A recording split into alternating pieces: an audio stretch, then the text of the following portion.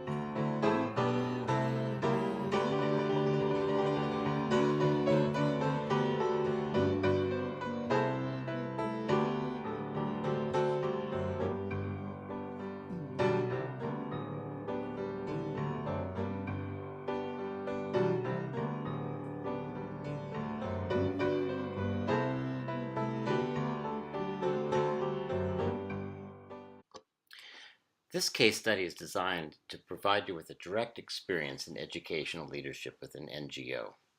So there are three themes for the case: access and equity, public health, and education in emergencies. So in preparation, I put out a call for NGOs, non-governmental organizations, facing a challenge in girls' education. I described the EdD program and its goals, and what ended up happening is that 47 NGOs decided to participate in the program to the best of their ability, and I had to pick 12.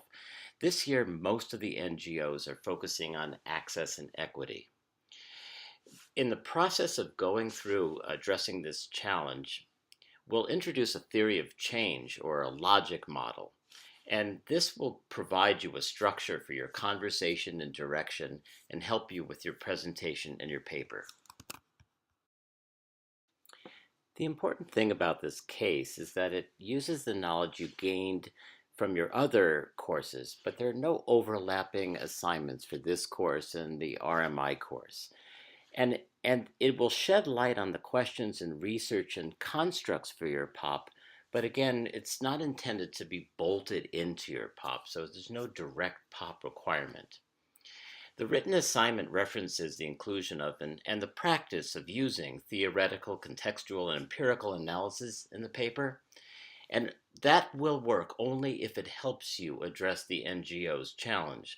So this really is about flexibility. And two other things: there's no individual assignment. Both the paper and the presentation are really the products of the collaboration of your team. However, you will be asked to describe your individual contributions to be included in the final paper and presentation. So there'll be a spot for that. Just a little bit about the NGOs themselves. As I said before, they're focusing on access and equity. I think the most important thing is flexible thinking here. These NGOs face huge challenges, yet they have these limited resources, and they have to juggle all these complex variables, yet they have to demonstrate impacts. They need to be heard, but they have difficulty reaching policymakers and funders. Some are startups, others are well established.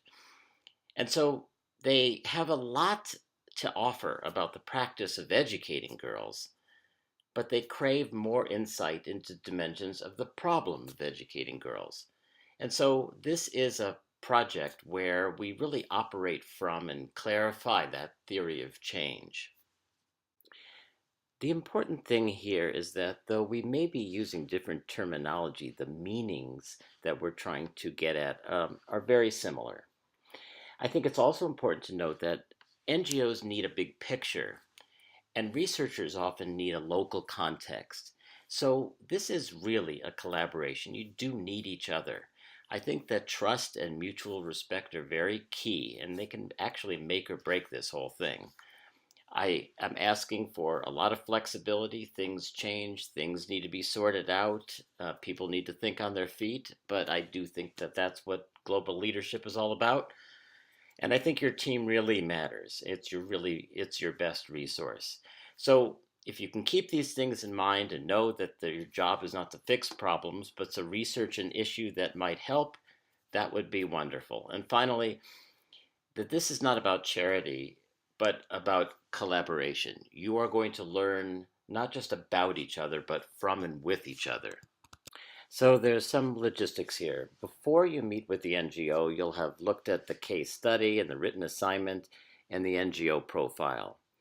And think through the kinds of things that you would like to ask the NGO in order to hone the research project and make everyone's life much better.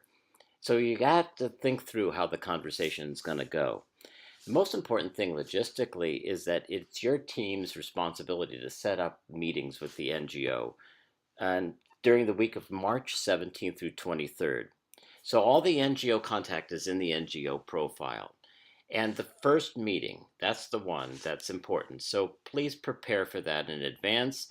It's a meet and greet, but it's a focus meeting. And so on the next slide, I'll describe some of the communication protocols that I think will work. So there's a lot on this slide here, and everything should be spelled out in the course site. But I think it's important, as you know, to determine what you're going to discuss for the first meeting, and you'll set up this live conference. It's important to record it. And then communication should be pretty regular after that, an email a day or so for the first week. And then spread it out. You want independence from each other, but that sense of collaboration. So I hope you can be in touch, have a liaison to coordinate things, and over the course of this time, have about 3 video conferences, so a kind of beginning, middle, and end check-in point. Just a little bit about the theory of change piece here, which is a structure for your paper, but not a rigid one. And the theory of change is really a logic model. It's a free program we have that I found that is called the Advocacy Progress Planner. And it's really devoted to giving lots of NGOs or any other group kind of order and an architecture and a scaffold for looking at an issue and finding the inputs and outputs. So I think it'll be of great value, and I hope that you will share this with the NGO as well and help you with the structure of the paper. And most of all, everyone, I hope that you look at this experience as a real opportunity to combine research and service and a sense of that you can do something on a global scale. And so with that, I wish you all the best, and I will be closely in touch. Don't hesitate to call or write, and I think we're going to make a difference together. Thank you.